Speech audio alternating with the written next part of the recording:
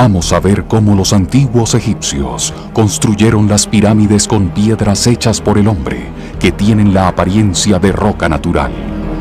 Los bloques de caliza fueron fundidos en el sitio, con una brillante tecnología, hoy redescubierta, llamada ARICAD.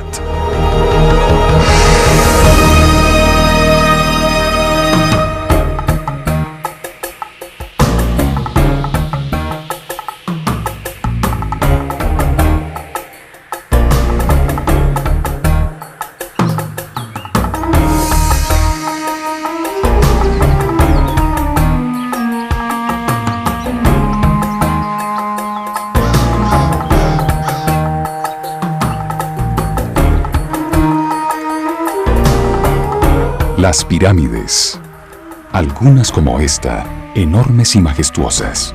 Las más duraderas fueron construidas con sólidas piedras.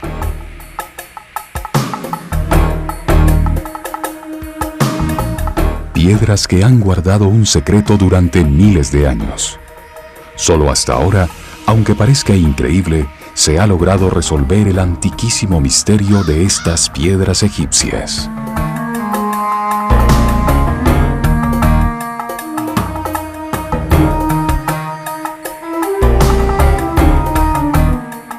Soy Walter Broderick y pertenezco a un pequeño equipo de investigadores independientes interesados en buscar respuestas a algunos de los enigmas del pasado.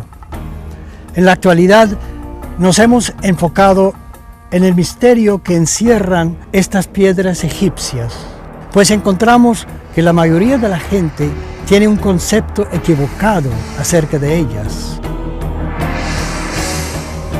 Cree que las pirámides fueron construidas de una manera que, bien examinada, resulta imposible.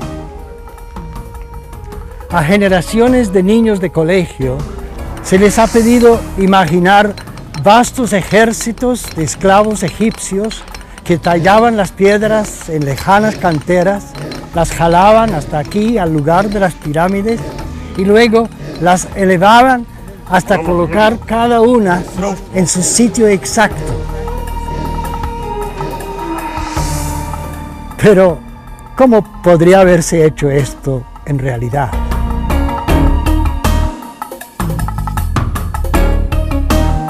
La Gran Pirámide tiene aproximadamente 2,5 millones de bloques de piedra. Casi todos pesan por lo menos 2 toneladas y hubieran requerido unos 60 hombres para jalar cada uno. Pero algunos pesan hasta 70 toneladas, y esos se encuentran no en la base de la pirámide, sino a 40 metros de altura. Sin el uso de ruedas, se habrían necesitado más de 2,000 hombres para jalar cada una de estas piedras hasta arriba.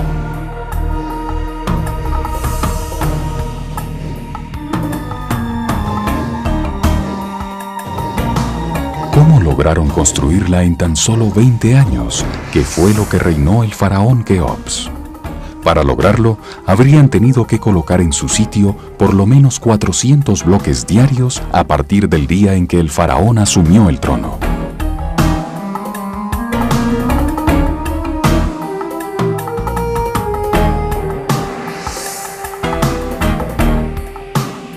Cientos de miles de esclavos trabajarían simultáneamente, hombro a hombro, en el espacio equivalente a una cuadra en una ciudad moderna. Lo cual no habría sido factible. En semejantes condiciones, los hombres no habrían podido moverse. Entonces, ¿cómo fue construida la Gran Pirámide?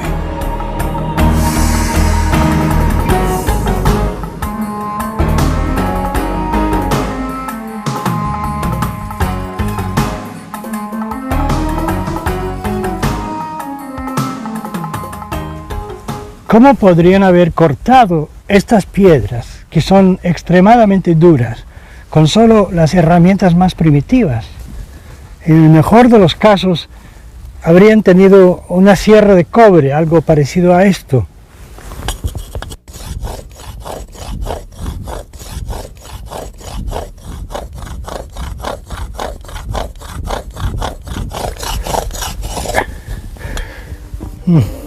No voy a llegar muy lejos.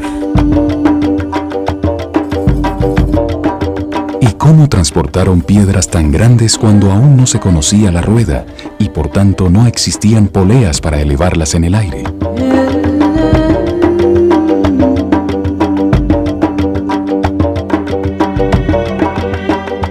¿Cómo hizo una civilización sin metales duros para tallar los millones de bloques de la Gran Pirámide, ajustándolos a solo 10 tamaños exactos para que al colocarlos se pudiera evitar la formación de juntas verticales en toda la estructura?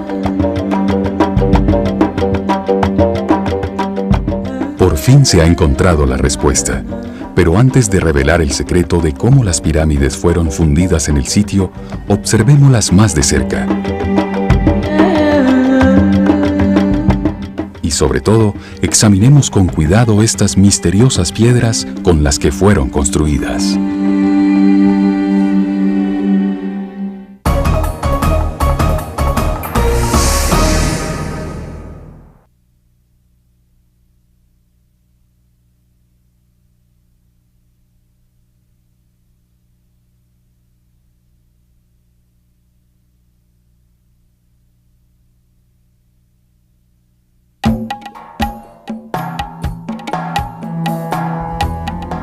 Esta es la entrada original a través del gran muro que una vez encerraba completamente la pirámide escalonada aquí en Saqqara, considerada la más antigua de todas. De modo que es aquí donde uno puede comenzar a estudiar las técnicas empleadas en la construcción de las pirámides, algo que ha sido un enigma para la humanidad durante siglos.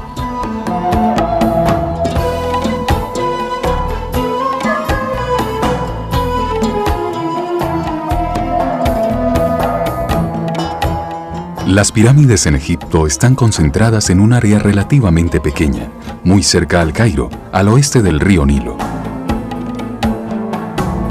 Mudos testigos de una civilización desaparecida se levantan en silencio sobre las arenas del desierto. Durante miles de años, muchas de ellas estuvieron sepultadas bajo estas mismas arenas. Fue solo en los últimos 200 años que los arqueólogos comenzaron a descubrirlas. El estudio de esta cultura, desaparecida hace tanto tiempo, recibió un temprano estímulo cuando Napoleón Bonaparte encabezó una expedición a Egipto en 1798. Su propósito fue más allá de lo militar. Napoleón llevó consigo un gran equipo de expertos, ingenieros, geólogos y naturalistas, sin hablar de artistas y grabadores, quienes después de muchos años de trabajo produjeron el primer estudio impresionante y profusamente ilustrado de los monumentos egipcios.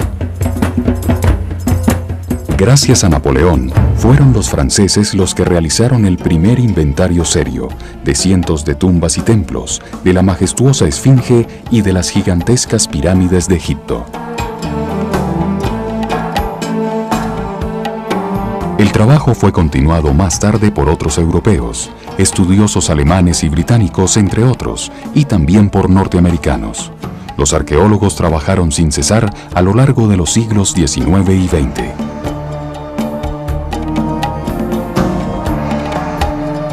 Las pirámides han sido objeto de estudio por cada nueva generación de egiptólogos, escudriñadas y examinadas una y otra vez debido a su capacidad para iluminar la historia temprana de la humanidad.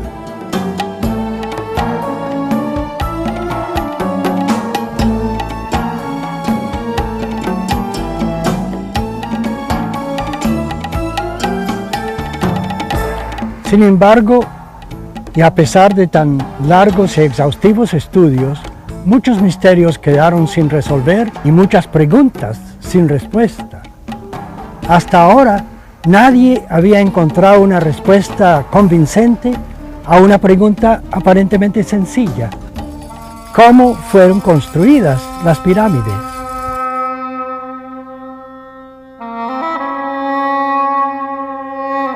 Es muy extraño que las más imponentes de todas estas montañas hechas por el hombre no fueron las últimas en construirse, sino las primeras y más antiguas.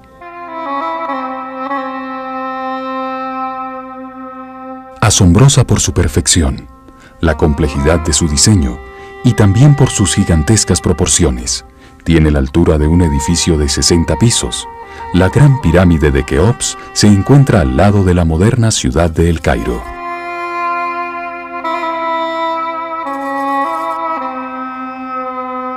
Como ya lo hemos dicho, el faraón Keops hizo construir la estructura completa durante el lapso de su reinado, es decir, en menos de 20 años, hace aproximadamente 5.000 años.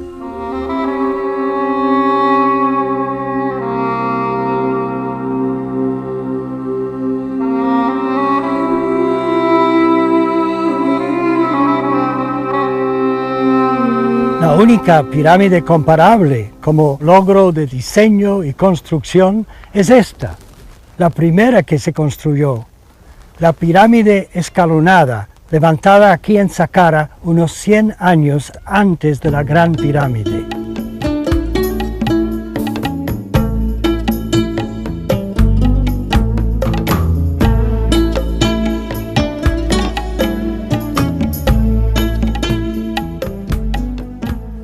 Una pista fundamental sobre cómo se construyó la Gran Pirámide estaba presente aquí todo el tiempo en la pirámide escalonada, pero los egiptólogos no la habían encontrado. Simplemente quedaron perplejos ante el misterio sin poder hallar una respuesta satisfactoria.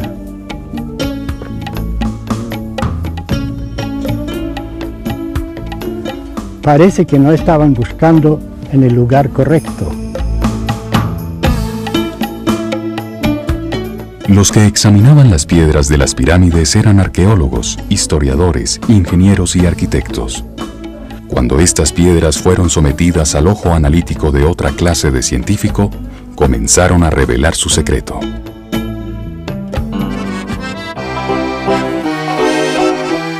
El primer hombre en proponer una solución razonable fue Henri Le Chatelier, químico, ceramista y metalúrgico nacido en Francia en 1850.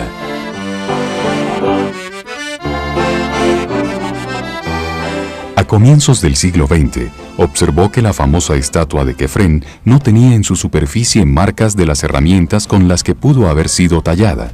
Sin embargo, fue hecha de diorita, una de las piedras más duras que existe. Y en una época, además, cuando los artesanos no poseían sino cinceles de piedra o de cobre, Le Chatelier concluyó que con herramientas como esas no hubiera sido posible tallar semejante obra maestra. Sospechó entonces que no había sido tallada, sino moldeada con piedra aglomerada, así que empezó a examinar otras estatuas.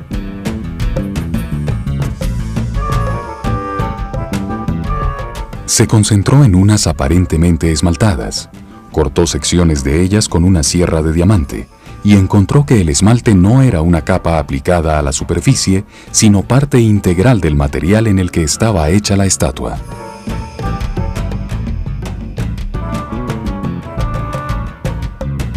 Opinó que fueron moldeadas en algún tipo de material sintético y no esculpidas en piedra natural y luego esmaltadas.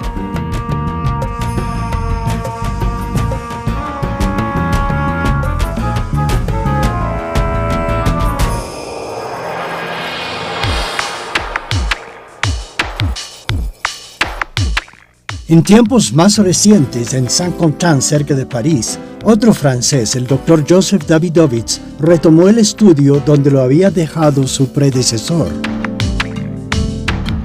El Dr. Davidovits es un científico célebre por sus investigaciones en un ramo de la química que estudia polímeros, materiales naturales hechos de moléculas compuestas a temperatura ambiente.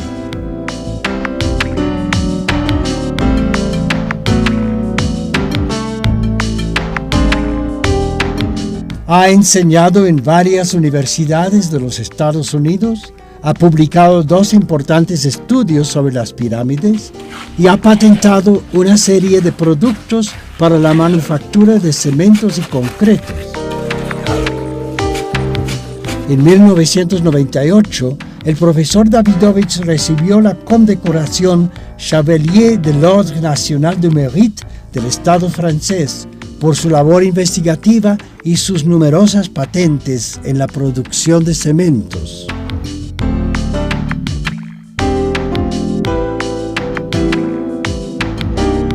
Siguiendo los pasos de Le Chatelier y armado con sus conocimientos químicos y su especialización en cementos y piedras aglomeradas, el doctor Davidovits empezó a estudiar los materiales con los que se hicieron las pirámides.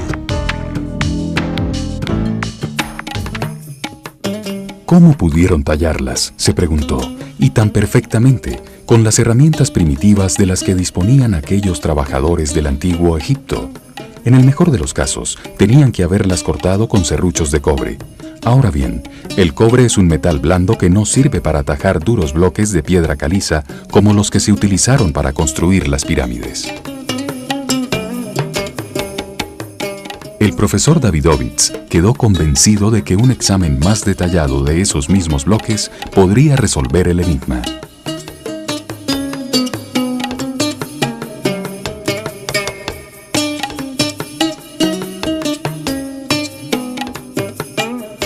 Parece haber acertado.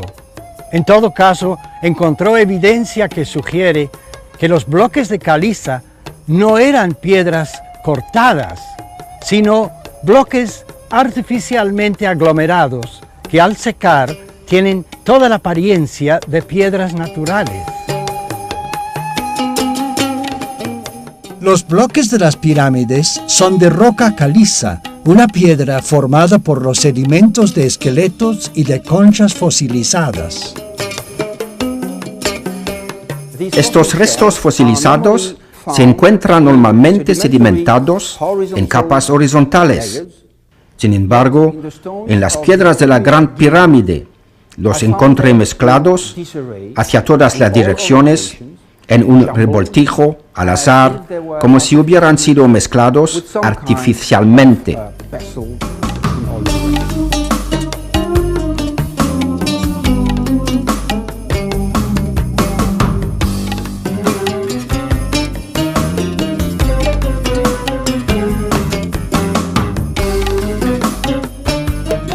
Otro fenómeno que observé en los bloques fue la presencia de burbujas de aire junto con fibras orgánicas, quizás pelos, materiales extraños jamás encontrados en caliza natural. Un fenómeno que solo se explica si las piedras fueron fabricadas por el hombre.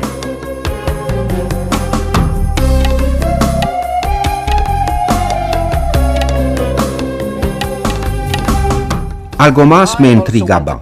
Si las piedras fueron talladas, como cree la mayoría de las personas, ¿dónde están los desperdicios y fragmentos de los bloques rotos? La caliza es una piedra que con frecuencia se parte cuando es cortada. 25 millones de toneladas de bloques de caliza tendrían que haber producido millones de bloques quebrados. Sin embargo, no se ha encontrado ni rastro de ellos. ¿Dónde están?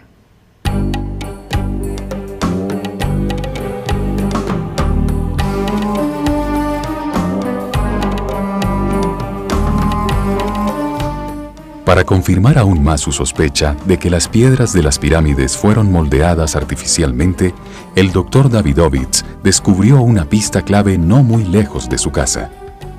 Fue en el Museo del Louvre, en París, donde se preserva la estela de Irtisen. Los textos grabados en esta vieja piedra, aunque no datan de la misma época de la construcción de la Gran Pirámide, son muy antiguos. Fueron inscritos hace 4000 años.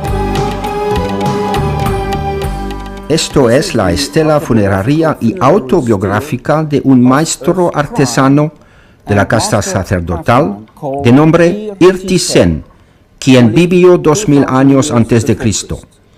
En ella afirma que posee un conocimiento secreto para fabricar estatuas de piedra, no tallándolas, sino fundiéndolas en moldes. Irtisen dice que usaba una mezcla de materiales que se endurecían dentro de los moldes, permitiéndole reproducir cualquier tipo de objeto, un material que el fuego no podía consumir ni el agua diluir. Lo cual sugiere que Ertisen utilizaba una especie de pegante químico que se podía mezclar con ciertos minerales y vertir en un molde y de esta manera producir estatuas de piedra. El profesor Davidovich había empezado a elaborar su tesis y estaba muy contento de haber encontrado este indicio. Con la aprobación entusiasta de unos distinguidos egiptólogos, redactó su propia versión del texto, traduciendo las palabras del maestro artesano.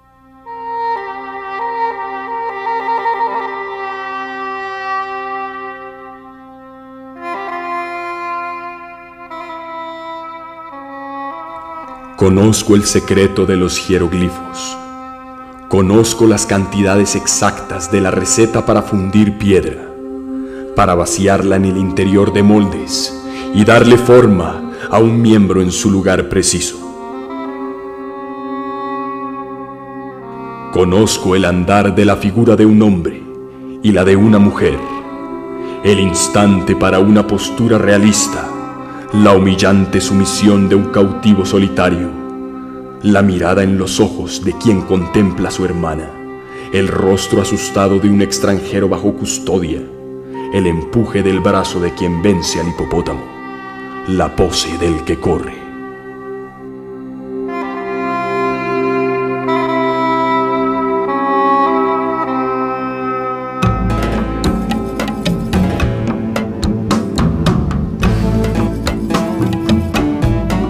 Sin embargo, para el doctor Davidovich, este texto, aunque muy significativo, fue solo un comienzo. Unos datos más importantes aún sobre técnicas de aglomeración estaban esperando para ser descifrados en otra antigua estela que se encuentra aquí en la isla de Sehel, sobre el gran río Nilo.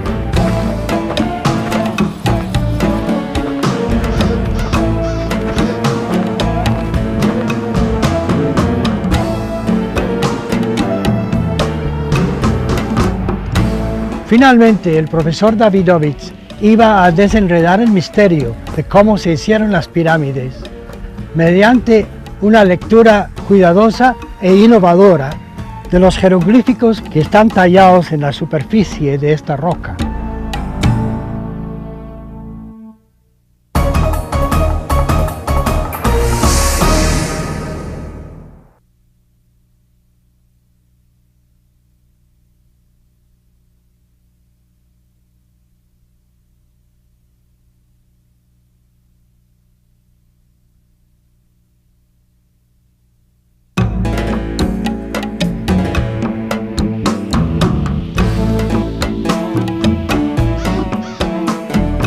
Esta roca se conoce como la Estela de la Hambruna y ocupa su sitio original aquí en la isla de Sehel, sobre el río Nilo.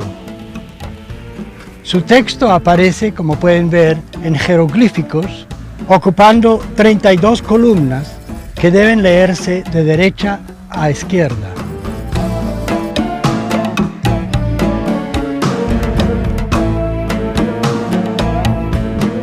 Las primeras columnas tratan de la hambruna que ocurrió durante el reinado del faraón Djoser, cerca de 3000 años antes de Cristo, antes del reinado de Keops. Los jeroglíficos relatan la siguiente historia. Por muchos años, el Nilo crecía hasta inundar las llanuras a su alrededor, convirtiéndolas en suelo apto para la agricultura. Sin embargo, durante 7 años en el reinado de Djoser, el río no creció, así que los cultivos no prosperaron, la tierra seca se volvió estéril y hubo en consecuencia una gran hambruna por todo el país.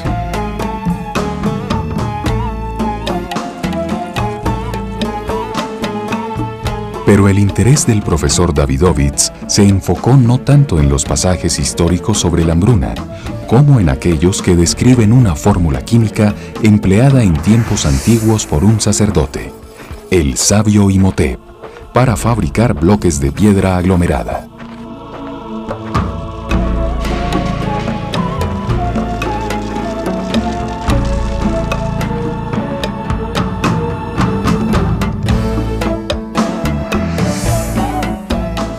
Esta estela se descifró originalmente en 1889, pero debido a las limitaciones del conocimiento científico en aquella época, el pasaje que contiene la fórmula fue malentendido, o al menos no bien traducido. Ahora, el profesor Davidovich, con sus conocimientos de la química, ha podido descifrar su verdadero sentido. En esta sección de la estela, conocida como las revelaciones de Imhotep, una de las palabras más significativas que descifré y entendí es Ari-Kat, un compuesto de dos jeroglíficos que forman un solo adjetivo. Ari es el participio pasado de un verbo que significa trabajar con o dar forma, simbolizado por un ojo y una figura humana sentada, que indica que el trabajo es hecho por el hombre. Al añadir una segunda palabra, kat, los dos brazos alzados y el semicírculo, se le agrega el sentido de algo creado. Ari-Kat es algo fabricado por el hombre. Y cuando se asocia con los minerales, como en este caso, significa algo procesado o hecho sintéticamente. Ahora el profesor Davidovich estaba seguro de que su teoría era correcta. La respuesta al enigma de las pirámides se encontraba en su ramo particular de la ciencia, la química, o más bien, para darle su nombre antiguo, la alquimia. Y el alquimista en cuestión era el gran Imhotep.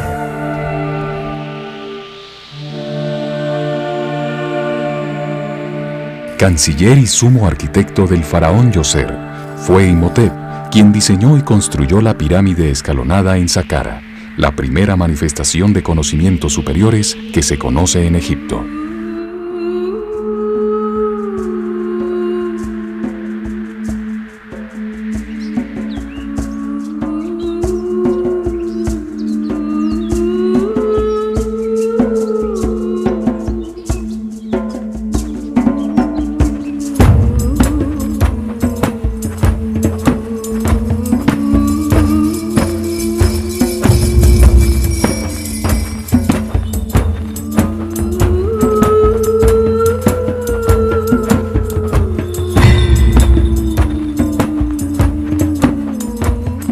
Imhotep pertenecía a una cerrada organización de sacerdotes llamada la Escuela de Misterios del Ojo de Horus, guardianes exclusivos del conocimiento en el antiguo Egipto.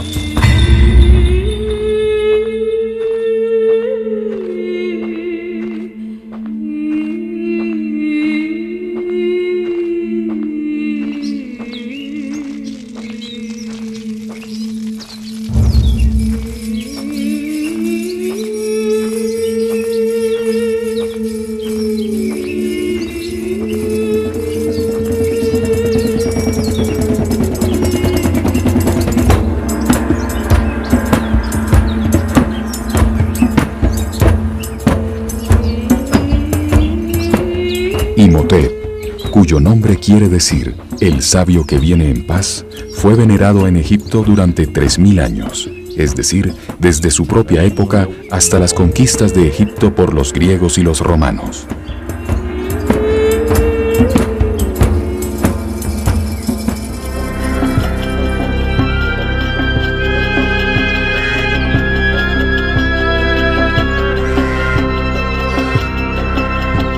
El padre de Imhotep era el arquitecto del faraón, un noble hereditario que pudo determinar el destino de su hijo.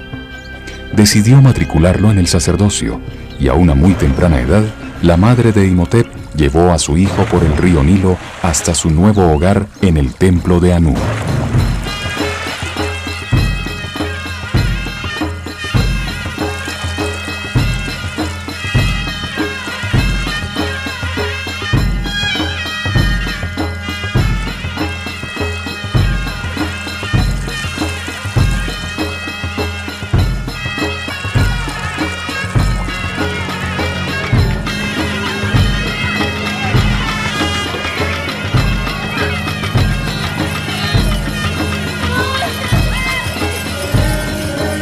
Fue allá, en ese centro de ciencia y religión, en su gran biblioteca, donde Imhotep empezó a aprender el significado de los símbolos, a leer y escribir en el lenguaje de los jeroglíficos.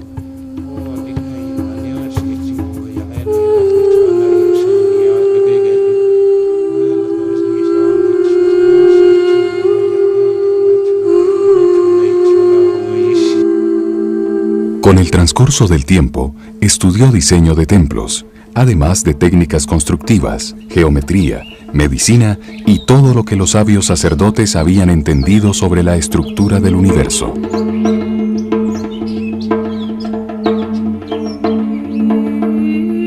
En las noches, aprendió cómo ubicar la posición de la Tierra en el mapa de las constelaciones y a calcular el paso del tiempo mediante una lectura de las estrellas.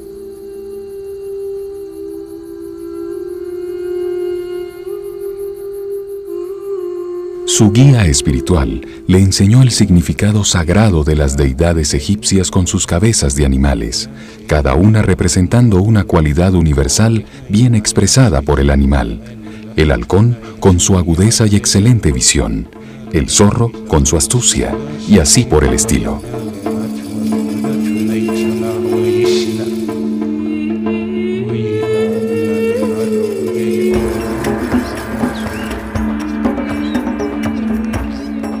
Un buen día, su mentor decidió que ya había alcanzado un grado de sabiduría tal que merecía ser ascendido y entrar al segundo sector del templo, donde iniciaría su entrenamiento en asuntos de alquimia.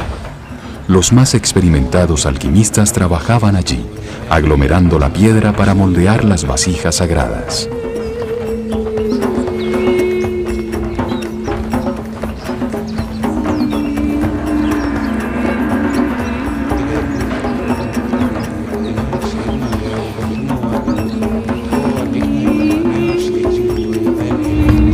Había llegado el momento para que Imhotep rindiera homenaje al dios Num, el dador de las formas y creador del cuerpo humano, a quien todas las vasijas eran ofrecidas. En ese momento debía jurar que únicamente transmitiría a su sucesor los conocimientos secretos sobre la química que estaba a punto de recibir. Solo un sacerdote científico podía fabricar vasijas de piedra, por ello gozaba de un estatus especial. Sus conocimientos le permitían darle forma a la piedra y la piedra era el símbolo de lo eterno.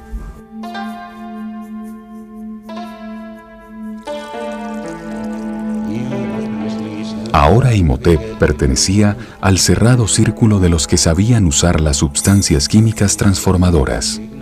La primera de todas, una muy abundante en Egipto, la sal de natrón, un mineral cristalino que reacciona fácilmente con la mayoría de las sustancias conocidas.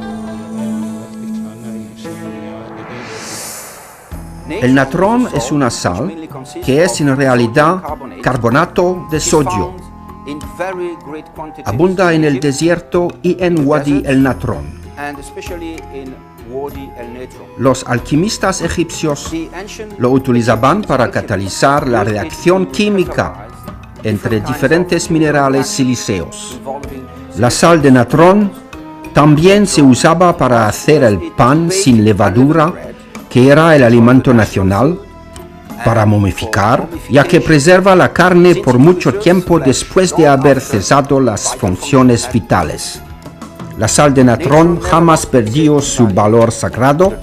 En el Talmud simboliza la Torah o la ley, y en la Biblia es el símbolo de la alianza entre Yahvé y el pueblo elegido. Luego Imhotep aprendió que existía otra sustancia transformadora, la cal, un mineral que actúa como un pegante.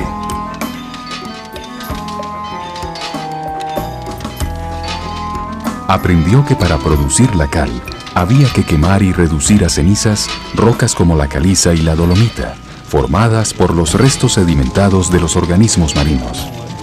El fuego oxida y convierte la roca en un residuo polvoriento, y eso es la cal.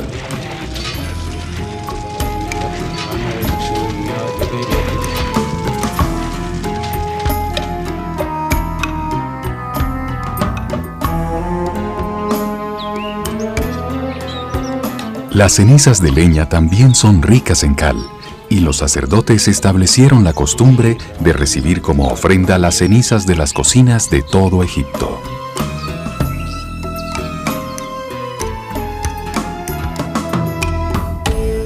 Luego Imhotep descubrió algo extraordinario.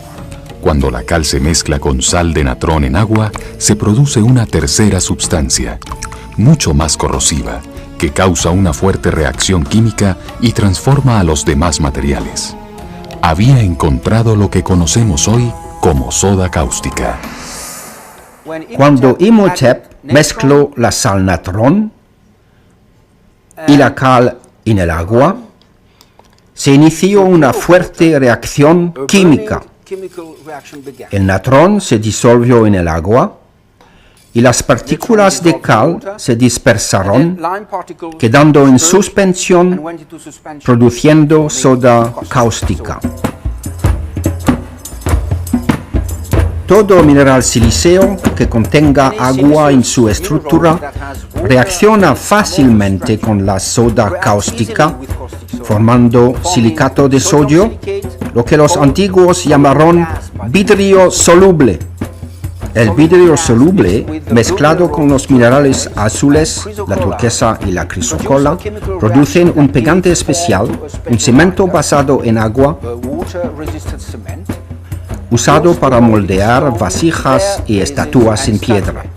Este cemento egipcio era un pegante muy poderoso que integraba al aluminio y los sílices en un nuevo compuesto, un mineral sintético llamado zeolita, que tiene toda la apariencia de roca natural.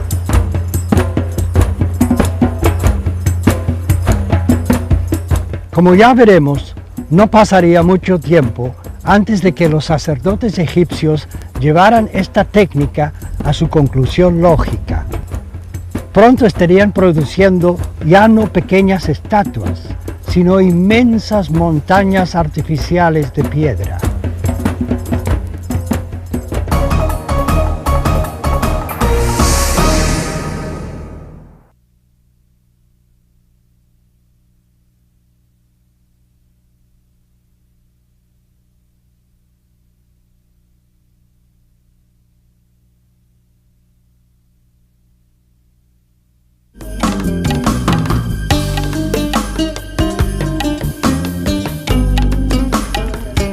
Veníamos hablando de Imhotep, el sacerdote y alquimista del antiguo Egipto. Ahora bien, los conocimientos que había adquirido hasta entonces solo le permitían moldear pequeñas vasijas sagradas que parecían hechas de piedra natural. Era un logro impresionante. Sin embargo, todavía le faltaba mucho por recorrer. Tenía que descubrir cómo aplicar estos conocimientos en una escala masiva para poder construir un eterno tabernáculo para su Dios, un monumento gigantesco de piedra, ya que para los egipcios la piedra simbolizaba la eternidad.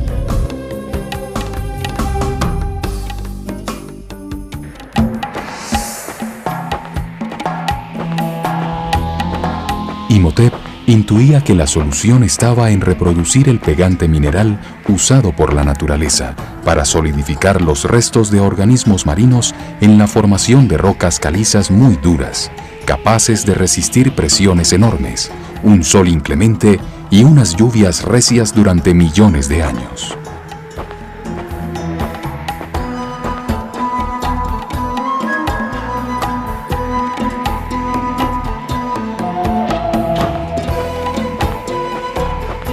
Sus investigaciones lo llevaron a encontrar en Saqqara dos clases diferentes de estratos de caliza que contenían conchas y arcilla. Una caliza de roca durísima, imperecedera, la otra una caliza muy blanda, que se deshacía fácilmente bajo presión o al humedecerla con agua.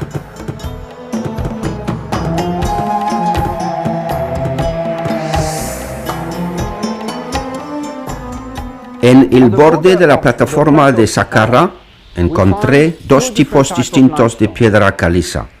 La primera es un material muy duro, capaz de resistir al sol, lluvia y presión.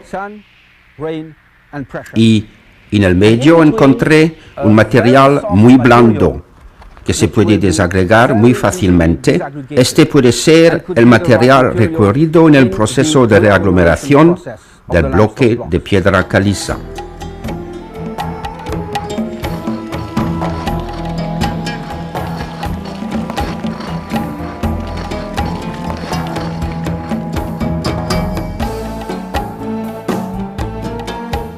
Cuando Imhotep aplicó agua a la caliza blanda, se deshizo, dejando una greda blancuzca y arcillosa con los restos de los organismos marinos en el fondo.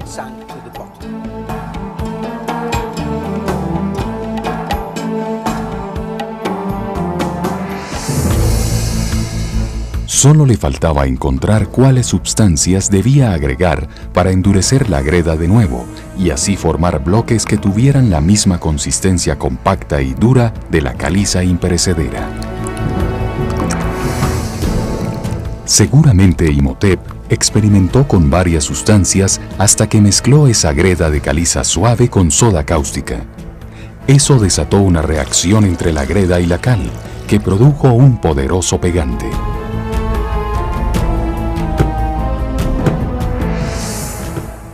La soda cáustica es un alcalino muy agresivo que ataca la arcilla, transformándola en una roca llamada zeolita o feldespato.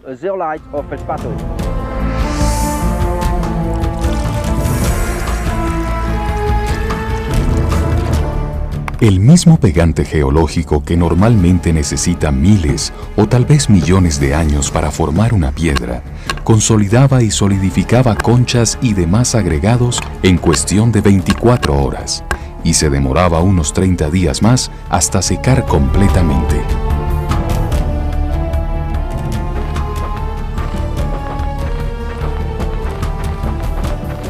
Esta mezcla se endureció formando un bloque altamente resistente. Imhotep pudo presentar un bloque de piedra artificial a su soberano, el faraón Djoser. No era muy grande, pero como adelanto científico, era enorme.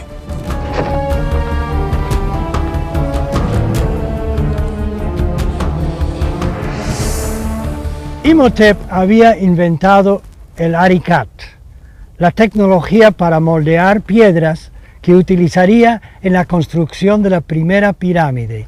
Esta, la pirámide escalonada, diseñada y construida bajo su dirección durante el reinado del faraón Djoser.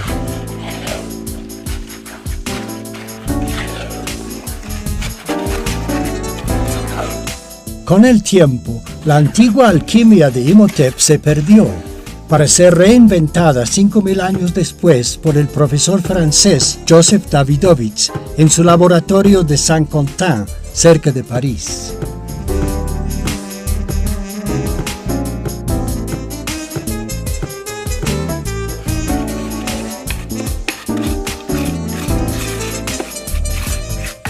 El profesor Davidovich se sentía tan seguro de la fórmula que había descubierto en la estela de la hambruna que se puso a fabricar una piedra artificial tal como lo había hecho el gran Imhotep tanto tiempo atrás. Su experimento fue un éxito.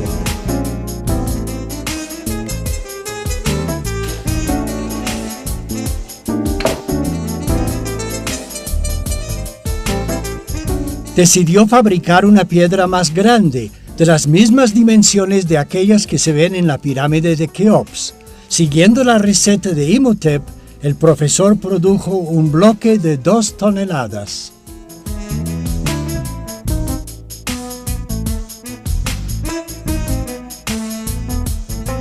Hemos estudiado esta roca y a esta escala y en estructura microscópica aparece exactamente como una roca natural, una caliza fosilífera.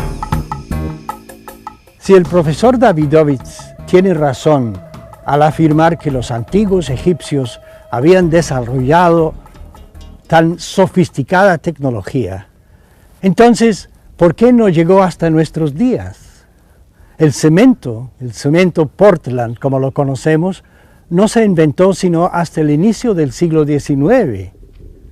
¿Cómo se perdió la fórmula de los egipcios? ¿Y por qué? No lo sabemos, pero es un error suponer que las tecnologías y las innovaciones más recientes son necesariamente superiores a las antiguas. Muchos son los descubrimientos científicos de tiempos antiguos que se perdieron para luego ser reinventados. En Egipto, la revolucionaria tecnología empleada en la construcción de las pirámides no era ampliamente conocida. Al contrario, era propiedad exclusiva de un pequeño grupo de sacerdotes.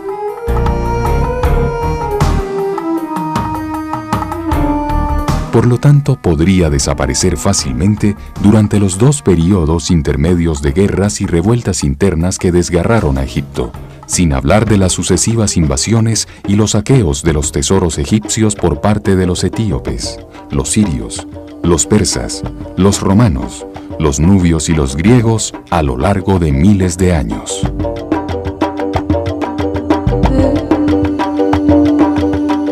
Y no solo se perdió la tecnología, también llegó el momento en que las grandes obras agotaron las minas y canteras y ya no se disponía de cantidades suficientes de los materiales precisos para trabajar.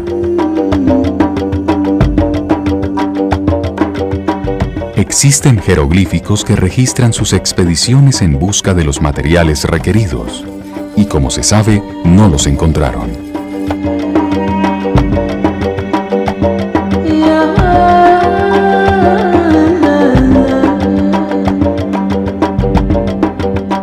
Es revelador mirar las pirámides construidas en tiempos más recientes, es decir, hace apenas 3.000 años, comparado con los 5.000 años que nos separan de la era de Imhotep y más tarde de Keops con su pirámide gigante. La construcción de pirámides se volvió menos eficiente. De hecho, la mayoría de aquellas que no son tan viejas como la pirámide escalonada o la gran pirámide de Keops están hechas sobre un núcleo de arena forrado con piedra caliza.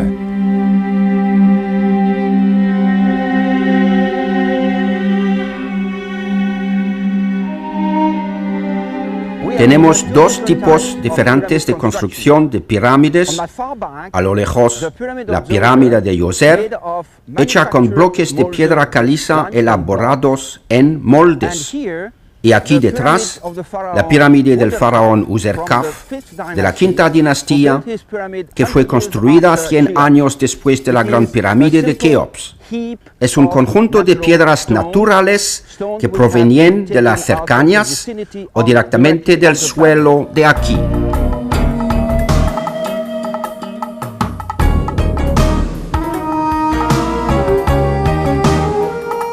Al quitar su recubrimiento, como sucedió cuando nuevos constructores reciclaron sus bloques para construir otros monumentos, esas pirámides se derrumbaban.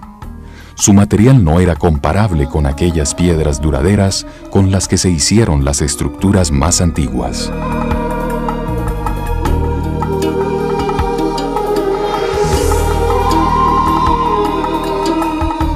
En nuestro próximo programa, nos encontraremos de nuevo con el faraón Djoser y su arquitecto Imhotep para presenciar la construcción de la pirámide escalonada. Veremos cómo la fórmula de Imhotep fue perfeccionada y utilizada en la construcción de pirámides posteriores.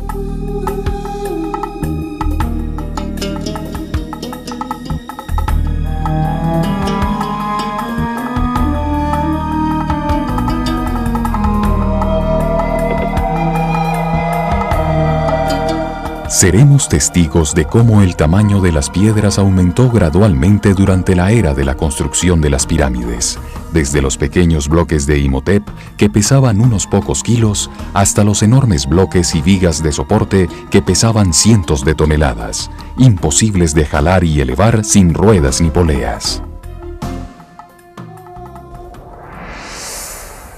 La explicación propuesta por el Dr. Davidovich todavía no ha sido aceptada universalmente por los egiptólogos. Muchos siguen propagando la imagen de cómo miles de esclavos jalaban las piedras a los sitios de las pirámides para luego elevarlas mediante rampas. Pero si el doctor Davidovich tiene razón, y todo parece indicar que sí la tiene, entonces su hallazgo va a tener grandes repercusiones. La egiptología, como ya se ha dicho, es una ciencia relativamente nueva. Algunos dirían que aún está en su infancia. Y lo menos que puede decirse acerca del descubrimiento del doctor Davidovich es que nos ilumina de una manera sorprendente sobre lo que parece haber sucedido en Egipto en tiempos remotos. En consecuencia, mucha historia tal vez tendrá que ser escrita de nuevo. Y quién sabe, a lo mejor otros secretos se esconden aún dentro de estas misteriosas piedras egipcias.